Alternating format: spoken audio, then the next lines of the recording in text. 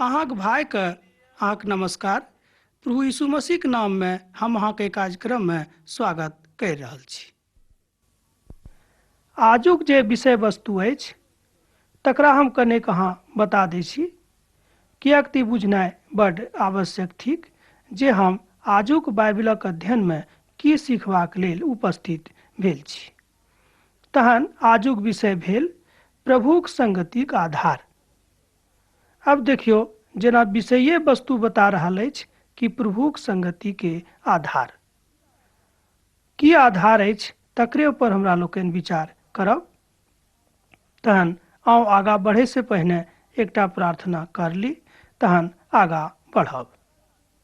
हमरा संगे संगे अहूँ अपन मूड़ी के झुकाऊ आ पिता परमेश्वर से आशीष मांगू। हे प्रभु परमेश्वर, महान परमेश्वर, दयालु कृपालु परमेश्वर, प्रभु जी विशेष रूपे आजुक दिन प्रभु हमर सब श्रोता भाई बहन कहाँ प्रभु आशीष दियौन, जाहिसँ प्रभु हुनका जिंदगी में खूब नीक नीक काज हुएक। एहि छोट प्रार्थना का हम अपन उद्धारकर्ता यीशु क्रिस्त के नाम से मांग रहल छी, आमीन। अब आउ हमरा लोकनि आजुक अध्ययन आरंभ कर रहल छी। प्रभु यीशु मसीह कहलनि कि अब जे केओ हमरा डौड़ी पर अछि हुनका हम अपना डौड़ी पर से नहीं भगेबनि। एक बेर आरो एहि बातक अहाँ सुनियोक। प्रभु यीशु मसीह कहलनि कि अब जे केओ हमरा डौड़ी पर अछि हुनका आब हम अपना डौड़ी पर से नहीं भगेबनि। पवित्र पोथी के अनुसरण आ तकर पराकाष्ठा, ई दूनो तथ्यक आरंभ पवित्र पोथी बाइबल के एकटा महान संदेश थिक। पवित्र पोथी में लगभग 2500 बेर कहल गेल छै जे प्रभुक वाणी अछि। तैं लोग कहै छथिन कि परमेश्वरक वाणी अछि, आ लोग विश्वास करै छथिन कि जे परमेश्वरक के ई जीवित वचन सेहो थिक। तहन एहि बात से ई बात स्पष्ट होइत अछि जे पवित्र पोथी के अध्ययन से प्रभु परमेश्वर हमरा संगे कथा करबाक इच्छा राखैत छथि। अब देखियो कि पिता परमेश्वर स्वयं चाहे छथिन जे अहाँ से हम कथा करी। की अहाँ तैयार छी? कि अहाँ हुनका से तेक प्रेम करे के लेल अपना मनक तैयारी कैलहुँ हैं कि जे पिता परमेश्वर अहाँ से शोर पार के बाजै छथि कि यौ हमर धिया पुता हमरा लग चलि आउ। की अहाँ ओतऽ जाय के लेल तैयार छी? जँ अहाँ तैयार छी तऽ देखियो प्रभु दोनों हाथ पसारि कऽ कहै छथिन कि चलि आउ, हमर गोदी तैयार अछि, अहाँ आबि कऽ बैस जाउ। एहि महान बातक अध्ययन तैयार करबाक लेल हमरा लोकनि अहाँक संगे आजुक दिन बातचीत करबाक लेल आयल छी। अर्थात सोझा सोझी एहि तरह बुझि सकलहुँ हैं कि जे प्रभु अपना आज्ञा के बखान एना कहियो कि पवित्र पोथी के माध्यम से अहाँक लग पहुँचाबे के कोशिश करैत छथि। किएक तऽ पिता परमेश्वर देखलखिन कि कोन तरह ई काज सफल होइत जे हम अपन प्रेमक मनुष्य जाति के लेल छोड़ि दियेक, जाहिसँ सब दिन आ सब युगक लोग एहि बात से अनभिज्ञ नहि मुदा एहि बात से भिज्ञ भऽ जायत। अब जो अहाँ एहि बात से संतुष्ट भऽ रहलहुँ हैं तऽ हमरा संगे कहियो, हे पिता परमेश्वर, हम अहाँके अपना जिंदगी में आमंत्रण दऽ रहल छी। अब अहाँ कहलिए कि नहीं ई बात तऽ अहाँके ऊपर अछि, मुदा हम जरूर कहब, अहाँ से कॉल जोड़ब जे परमेश्वर से कहियो, हे पिता परमेश्वर, हमरा जिंदगी में अहाँ चलि आउ। तहन पिता परमेश्वरक प्रेम आ हुनक वाचा जे सब मनुष्य जाति के लेल अछि अब अहूँक लेल भऽ जायत। तैं पवित्र पोथी बाइबलक परमेश्वरक वचन, हुनक जीवित वचन, एना कहियो कि परमेश्वरक वाचा बतायल गेल छैक। एहि द्वारा लोग कहै छथिन कि परमेश्वर मनुष्य जाति से बाइबलक शब्दक द्वारा वाचा बान्हने छथिन। ई परमेश्वर के संपूर्ण स्वरूप आ तकर अध्ययन अछि। अर्थात जँ अहाँ पवित्र पोथी के अध्ययन क्रमबद्ध आ नियमानुसार करब तऽ अहाँ परमेश्वरक प्रेम के बुझे में सफल भऽ जायब। मुदा जहन ओ देही धारणक काल में एहि संसार में अयलथि तऽ ताइ युगक लोग प्रभु परमेश्वरक लीला के देखलखिन आ अखन जे कियो हुनका ऊपर विश्वास करै छथिन ई लीला के देख सकै जे शांति आवत वह परमेश्वर के शांति ठीक। एक गोटे हमरा से पूछने रहत कि यौ ई सुसमाचार की थिक, अहाँ सब सुसमाचार किया कहै छियै? मुदा सुसमाचारक अर्थ भेल प्रभु यीशु मसीह के जन्म, हुनक मृत्यु आ हुनक काजक के वर्णन। अब तो सोझ उत्तर अहाँके भेटल जे सुसमाचार केकरा कहल जाइत अछि। मुदा आगाँ जे बात बतायल गेल अछि ओ छै कि परमेश्वरक प्रेमक अनुभव। परमेश्वरक प्रेमक अनुभव अहाँ कोना करब?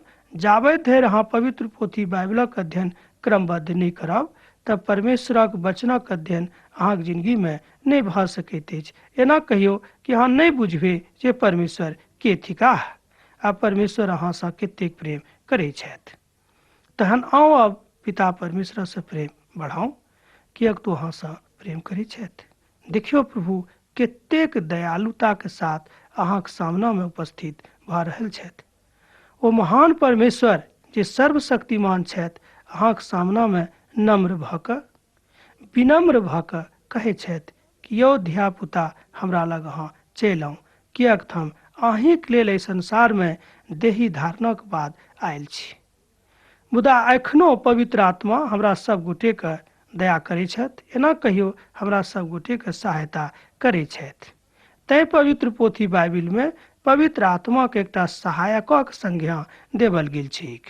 परमेश्वर जे हमरा लेल एना कहियो कि सूली पर बलिदान भेलाह आ हमरा सभके पापक अपना ऊपर उठा कऽ सूली पर चढ़ि गेलाह। अब देखियो हम सोझा सोझी एकटा बात अहाँके बता देबे के इच्छा राखै छी। लोग सब कहियो कहियो ई बात बताबे में लजाबै छथि, मुदा हम बहुत स्पष्ट रूपे ई बात चाहै छी जे अहाँ सुनू, अहाँ एहि बातक बुझियो जे पवित्र पोथी बाइबिल में ई घटना कियाक भेलैक। मुदा पिता परमेश्वर जहन देही धारणक काल में प्रभु यीशु मसीह के रूप में एहि संसार में औलखिन तऽ हमरा सभक लेल एना कहियो कि सब मनुख जाति के पाप अपना ऊपर उठा लेलखिन, तहन वो पापी बनि गेलाह। आ जेना पापी के सजा भेटैत छै ओही तरहक सजा प्रभु यीशु मसीह के भेटलनि, तैं वो सूली पर चढ़ि गेलाह। अर्थात हमरा लेल प्रभु परमेश्वर बलिदान भेलाह, हमरा लेल सूली पर चढ़ि गेलाह, मुदा हमरा सभक विश्वासक लेल तेसर दिन फेर जीवित भऽ गेलाह। एहि बातक अहाँ बुझियौक। ताहिसँ कि हमरा लोकनि बुझी जे पिता परमेश्वर छलाह, कोनो ओ अदना मनुख नहि रहथि। तैं प्रभु यीशु मसीह मृत्यु में सँ तेसर दिन जीवित भऽ गेलखिन, जाहिसँ पिता परमेश्वर के प्रेमक प्रदर्शन हुनका जिंदगी सँ हमरा सब गोटे देख सकी आ एहि सबटा बातक अहाँ विस्तृत रूपे पवित्र पोथी के बाइबलक अध्ययन सँ सीख सकलहुँ। अब अहाँ सँ हम विनती करब आजुक दिन एक बेर फेर जे एहि पोथी के अध्ययन अहाँ क्रमबद्ध करू आ नहि तऽ एहि कार्यक्रमक अहाँ रोज सुनू, जाहिसँ अहाँ क्रमबद्ध अध्ययन करे में सफल भऽ जायब। अब जे एकटा मुख्य बात अछि ओ थिक जे हमरा लोकनि अध्ययन कोना करब। तहन कनि ध्यान दऽ कऽ सुनियो, हालांकि बड़ छोट बात थिक मुदा बड़ गंभीर बात सेहो थिक। एहिमे बतायल गेल छै कि जँ अहाँ पवित्र पोथी के अध्ययन आरंभ कर रहल छी तऽ शुरूसँ जे पोथी अछि उत्पत्ति पोथी तकरासँ अहाँ अध्ययन आरंभ करू आ रोज भिनसर में उठि कऽ एक एक अध्याय के पढ़ू।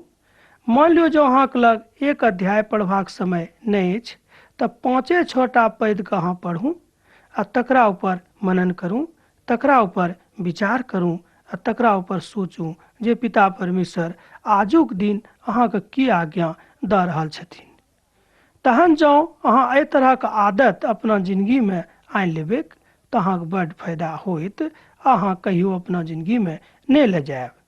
पवित्र पोथी बाइबिल में लिखल गेल छै कि जे केओ हमरा दिस देखत ओ कहियो अन्हार में नहीं रहत, मुदा हुनका जिंदगी भेटतनि, एना कहियो कि हुनका इजोत सेहो भेटतनि।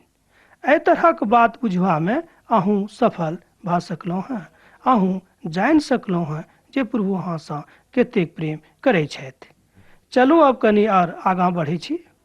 ध्यान दियौ हमरा दिस, एम्हर उम्हर नहि ताकू, किएक तऽ प्रभु परमेश्वर आजुक दिन अहाँक लेल एकटा नीक अवसर देने छथि। एम्हर उम्हर नहि ताकू, देखियौ प्रभु अहाँसँ की कहै छथि।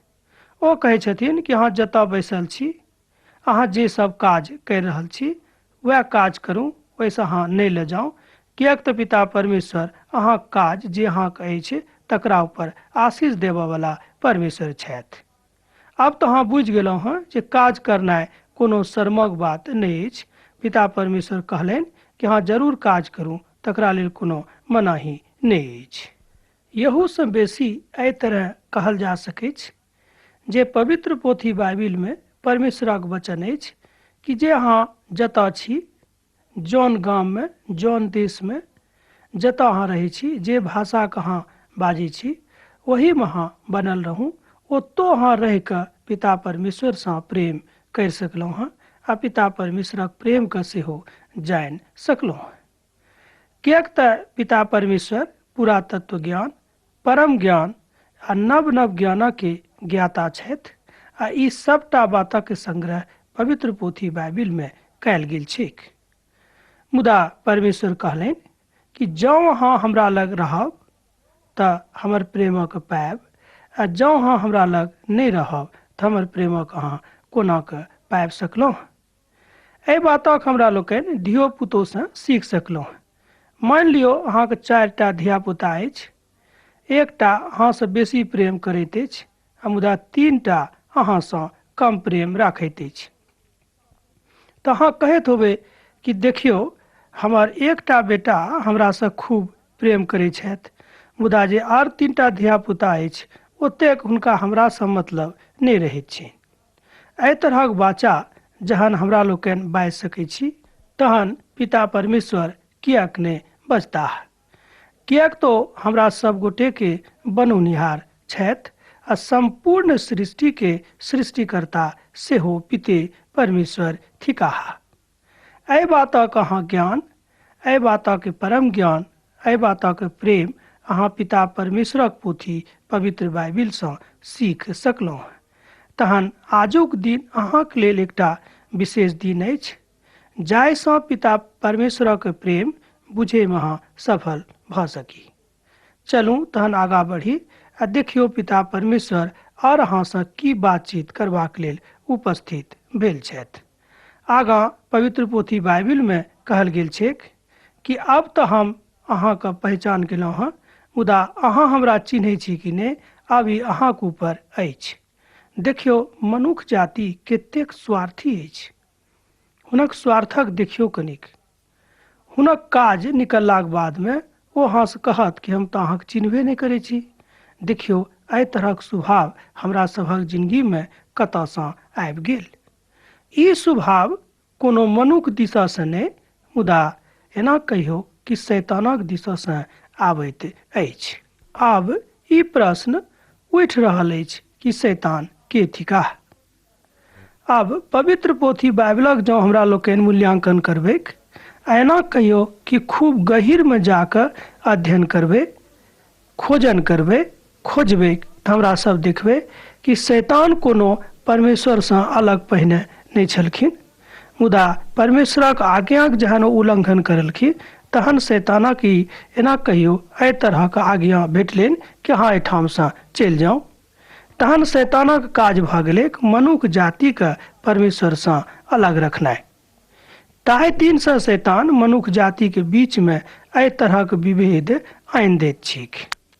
एक गोटे हमरासँ कहै छलखिन कि देखियौ ने, हमरा मोनमे तऽ छल कि हम पवित्र पोथीके अध्ययन करूँ, बाइबिल पढ़ूँ, मुदा पढ़ैत कालमे हमर मोन खराब भऽ जाइत अछि आ नहि तऽ कोनो ने कोनो एहन काज हमरा एहिठाम आबैत अछि जाहिसँ हमरा पवित्र पोथी पढ़ैके मौके नहि भेटैए। ई बात कतयसँ आबि गेल कनि विचारियौ। ई बात कोनो मनुख दिससँ नहि, ई बात शैतानक दिससँ अहाँक लग आयल अछि। किएक तऽ पिता परमेश्वर मनुख जातिसँ खूब प्रेम करैत छथि, तैँ वो चाहैत छथि कि हुनक धियापुता ई सबटा बातक बुझैक, समझैक, जाहिसँ हुनका जिन्दगीमे तरह तरहक काज हुएक आ परम शान्तिके अनुभव अहूँ अपना जिंदगी में करब। तहन आजुक विषय में हम कहब कि अहाँके लेल एकटा बड्ड नीक अवसर अछि। अहाँ पिता परमेश्वरक प्रेम के बुझि कऽ आगाँ बढ़ू, हुनकासँ प्रेम करू। तकरा लेल एकेटा माध्यम अछि, पवित्र पोथी बाइबिल। पवित्र पोथी बाइबलक एकटा पोथी अछि जकर नाम थिक यशाया। यशाया भविष्यवक्ताक पोथी में एना बतायल गेल छै, एना कहियो कि स्पष्ट होइत अछि जे महाविरामक क्षण में प्रभु आबि रहल छथि। यशायाक पोथी में एकटा अंश हम अहाँके लेल पढ़ि रहल छी, कनि अहाँ ध्यान दियौक। एहिठाम लिखल गेल छै, किएक तऽ हमरा हेतु एकटा नेन्हा भेलाहा, हमरा एकटा पूत देवल गेल, आ प्रभुता हुनका कान्हा पर रहैत अछि। हुनक नाम अद्भुत युक्ति करयवला शांतिक राजकुमार राखल जेतनि। यशायाक पोथी तकर 9 अध्याय आ तकर 6 पद में ई बात बतायल गेल छै। जँ अहाँक लग पहिनहिए से पवित्र पोथी बाइबिल अछि तऽ अहाँ लिख लिअ यशायाक पोथी तकर 9 अध्याय आ तकर 6 पद। एहिठाम प्रभु परमेश्वर यशायासँ कहै छथि, एना कहियो कि हुनका द्वारे हुनका में भऽ कऽ पिता परमेश्वर मनुष्य जातिसँ अहाँसँ कहै छथि कि यौ हमर बेटा, यौ हमर बेटी, एम्हर उम्हर नहि जाउ, किएक तऽ पिता परमेश्वर एकटा महान शक्तिदाता अहाँके लेल देने छथि, आ ओ शक्तिदाताके नाम थिक प्रभु यीशु मसीह। जँ अहाँ प्रभु यीशु मसीह जानै लए चाहै छी, हुनका विषय में और बेसी जाने की इच्छा राखै छी, तऽ पवित्र पोथी बाइबलक अध्ययन बहुत आवश्यक थिक। जँ अहाँ नहीं पढ़बै तऽ निश्चित रूपेण पिता परमेश्वरक विषय में बेसी जानकारी नहीं दऽ सकलहुँ हैं आ नहीं राख सेहो सकलहुँ हैं। अब तऽ प्रभुक नाम, एना कहियो कि प्रभु यीशु मसीहक नाम, मसीहाक नाम अहाँके लेल एकटा महान नाम अछि। प्रभु यीशु मसीहक जन्मसँ पूर्वे, एना कहियो हुनक जन्म लेबे से पहिनहिए लगभग 300 बेर एहि बातक विषय में भविष्यवाणी कयल गेल रहैक। ई सबटा भविष्यवाणी अहाँ पवित्र पोथी बाइबिलक के पुरना नियमक पोथी में पढ़ि सकलहुँ। जेना हम अहाँसँ पहिनहिए कहने छलहुँ हँ कि पुरना नियमक पोथी में सब मिला कऽ 39टा पोथी अछि, तैँ एहि सबटा पोथी में कतौ ने कतौ प्रभु यीशु मसीह के जन्म के विषय में बतायल गेल छै।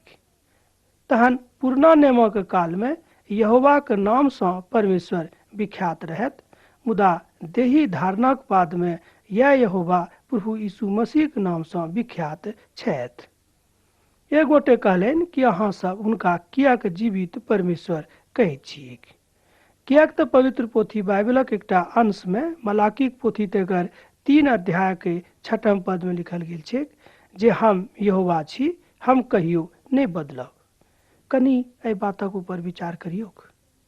ओतऽ परमेश्वर कहै छथिन कि हम यहोवा छी, हम कहियो नहीं बदलब। हम अहाँके उद्धारकर्ता छी, हम कहियो अहाँके लेल नहीं बदलब। हम अहाँके बनौनिहार छी, हम अहाँके लेल कहियो नहीं बदलब। हम अहींके छी, सब दिन अहींके रहब। ई सबटा बातक अहाँ एहि पदसँ बुझि सकलहुँ। किएक तऽ प्रभु परमेश्वर कहलखिन कि अब जे कियो मनुष्य जातिसँ प्रेम करैवला छथि ओ थिका प्रभु यीशु मसीह। हमरा लोकनि संसारिक दुनिया में रहैत काल में एक दोसर गोटे से कोनो ने कोनो कारणे प्यार करै छी, हुनका प्रेम दिखाबै छी, मुदा प्रभु यीशु मसीह जे अहाँके बनौनिहार छथि ओ अहाँसँ सचमुच में प्यार करै छथि, सत्य रूपे प्यार करै छथि। यह सत्यक सामर्थ्य प्रभु यीशु मसीह में अहींके लेल अछि। अब जँ अहाँ कोनो तरहक निराशा में छी तऽ निराश नहीं रहू। जँ अहाँ में कोनो तरहक आशा आब नहीं बचल अछि तऽ हम कहब प्रभु यीशु मसीह अहाँके लेल आशा छथि, मुदा प्रभु यीशु मसीह में अहाँके लेल जीवन छथि। प्रभु यीशु मसीह अहाँके लेल अखनो ठाढ़ छथि। ओ पवित्र आत्मा के पठा कऽ अहाँके सहायता करऽ चाहै छथि। तहन अब एहि सबटा बातक बुझू कि प्रभु यीशु मसीह के आगमन, हुनक फेर औनाइ एहि बातसँ प्रयुक्त होइत अछि जे प्रभु यीशु मसीह अहाँसँ प्रेम करै छथि एहि सबटा बातक अहाँ पवित्र पोथी बाइबिल में पढ़ि सकलहुँ हैं। तो होइत कोना जहन अहाँ क्रमबद्ध अध्ययन आरंभ करबे। पवित्र पोथी में नव जीवनक ऊपर सेहो चर्चा कयल गेल छैक। एक गोटे कहलनि कि यौ जे मनुख एक बेर जन्म लऽ लेने अछि ओ दोसर बेर कोना जन्म लेत। ई तऽ एकटा अनर्गल बात पवित्र पोथी में लिखल अछि। अब देखियो एहि बातक ऊपर कनिक अहाँ विचार करियौक। किएक तऽ पिता परमेश्वर कहलखिन कि जाबे धरि केओ नव जन्म नहीं लेत ओ पिता के राज में प्रवेश नहीं पावत। किएक प्रभु यीशु मसीह एहि बातक कहलखिन। एहि बात में एकटा राज लुकायल छैक, छुपल छैक। ओ थिक पिता परमेश्वर के प्रेम। ओ चाहे छथिन कि एहि संसारिक जीवन में रहैत काल में हमरा लोकनि तरह तरहक पाप करैत रहैत छी, मुदा प्रभु यीशु मसीह जब हमरा लोकनि अपना जिंदगी में स्वीकार करै छी, हुनका अपन जिंदगी के उद्धारकर्ता मानै छी, तहन ई सबटा पाप हमरा जिंदगी से खत्म भ जाइत अछि। तहन प्रभु यीशु मसीह कहले कि यौ हमर धियापुता अब तो अहाँ हमर भेलहुँ हैं, अब हमरा से अहाँ अलग नहीं हो। किएक तऽ ई विस्तार आई प्रेमक पराकाष्ठा प्रभु यीशु मसीह में हमरा लोकनि देख सकलहुँ हैं। अब एकटा बात आरो बड़ गंभीर अहाँ से हम बताबे के इच्छा राखि रहल छी। पवित्र पोथी में लिखल गेल छै कि संपूर्ण सृष्टि व संपूर्ण संसार अहाँके छोड़ि देत, मुदा हम कहियो अहाँके नहीं छोड़ब। एहि सबटा बातक अहाँ पवित्र पोथी बाइबिल से सीख सकलहुँ हैं आ तकरा अपना जिंदगी में आत्मसात सेहो कर सकलहुँ हैं। अब एक गोटे हमरा लग आबि कऽ कहलखिन कि यौ पवित्र पोथी के मतलब भेल खूब पवित्र। हमले हाँ, ई बात अहाँ खूब नीक जकाँ बुझि रहल छी। पवित्र पोथी के मतलबे भेल खूब पवित्र, ओहिमे तनिको कत्तो कोनो तरहक दाग नहीं छैक आ नहीं अहाँ तकरा ऊपर। मुदा देखियो दुनिया के लोग पवित्र पोथी बाइबलक ऊपर तरह तरह के उपेक्षाक शब्द कहै छथिन। किएक तो पवित्र पोथी बाइबिल के नीक सँ नहीं पढ़ने छथिन, तैं ओ एहि बातक कहै छथिन। पवित्र पोथी बाइबलक एकटा विद्वान कहै छथि कि जे केओ एहि पोथी के नहीं पढ़ने अछि तऽ हुनका तऽ नहिए बुझेतनि जे एहिमे की लिखल छै। जँ अहाँ पढ़बै बुझबै तहने अहाँ एहि बातक समझ सकलहुँ। जेना एक बेर हम औरो अहाँ से कहने छलहुँ कि मिठाइ तऽ दुकान में खूब रहै छै, तरह तरहक मिठाइ, सब मिठाइ देखे में खूब नीक लागै छै, मुदा की मिठाइ के की गुण अछि अहाँ तहने बुझि सकलहुँ हँ जहन अहाँ ओहि मिठाइ के खैबै। जँ अहाँ खैबे नहीं करबै तऽ कोना बुझबै जे ई मिठाइ केहन अछि। तहन पवित्र पोथी बाइबलक अध्ययन जँ अहाँ करबे नहीं करब तऽ कोना बुझबै जे पवित्र पोथी में की लिखल छै। लोक सब तऽ किछ से किछ कहत किया पढ़ब ई किताब, बेमतलब किया अहाँ पढ़ि रहल छी, की फायदा होइत, झूठो कोई फेरा में लागल छी, अपन काज करू। तहन एहि तरहक लोग अहूँके बगल में होइत, भऽ सकैए अहाँके अपने लोक होइत जे कहत किया अहाँ ई करि रहल छी। मुदा पवित्र पोथी बाइबलक विद्वान कहै छथि कि पिता परमेश्वर लिखने छथिन कि जे केओ हमरा दिस ताकत ओ कहियो अन्हार में नहीं रहत, मुदा हुनका जिंदगी में इजोते इजोत भऽ जेतनि। जँ अहूँ चाहै छी कि अहाँके जिंदगी में इजोते इजोत भऽ जाए तऽ पिता परमेश्वरक प्रेम अहाँके लेल अछि, अहाँके लेल पुकारैत अछि प्रभु यीशु मसीह कि चलि आउ हमरा लग। अभी अहाँके ऊपर अछि कि अहाँ ओतऽ जा रहल छी वा नहीं। नव नियमक पोथी में एहि सबटा बातक अहाँ पढ़ि सकलहुँ हँ। जेना अहाँ से हम पहिनहिए कहने छलहुँ हँ कि नव नियमक पोथी में 27टा पोथी थिक। अब ई सबटा पोथी में पिता परमेश्वरक विषय में बतायल गेल छै। प्रभु यीशु मसीह एहि संसार में किया कहलखिन, हुनक आबे के की उद्देश्य रहेक, पिता परमेश्वर स्वयं किएक अपन एकलौता पुत के एतेक दुख उठेबाक लेल एहि संसार में पठा देलखिन। ई सबटा बात अहाँ पवित्र पोथी के नवा नियम में पढ़ि सकलहुँ। पुरनो नियमक पोथी में ई सबटा बात बतायल गेल छै, मुदा जहन हमरा लोकनि क्रमबद्ध अध्ययन आरंभ करब तहन अहाँ एहि बातक क्रमबद्ध रूपे बुझि सकलहुँ हँ।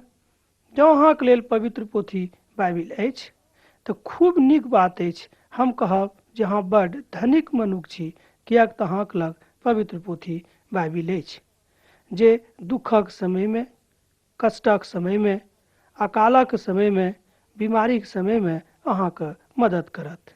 संपूर्ण सृष्टि भऽ सकैत अछि जे अहाँके छोड़ि देत, अहाँके दोस्त भऽ सकैए, अहाँके माय बाबू, अहाँके धियापुता सेहो भऽ सकैत अछि जे अहाँके छोड़ि देत, मुदा पिता परमेश्वर अहाँसँ कहियो नहि अलग हेताह। देखियौ प्रभुक प्रेम कतेक महान आ गुणवान अछि। तहन अब तऽ अहाँसँ विदा लेब, किएक तऽ प्रभु परमेश्वर अहाँसँ खूब प्रेम करै छथिन। एहिके बादो जँ अहाँके लग कोनो तरहक इच्छा छूटि गेल, कोनो बात छूटि गेल, तऽ हमरा एहिठाम पाती लिखब, हम अहाँके लेल प्रार्थना करैत रहब।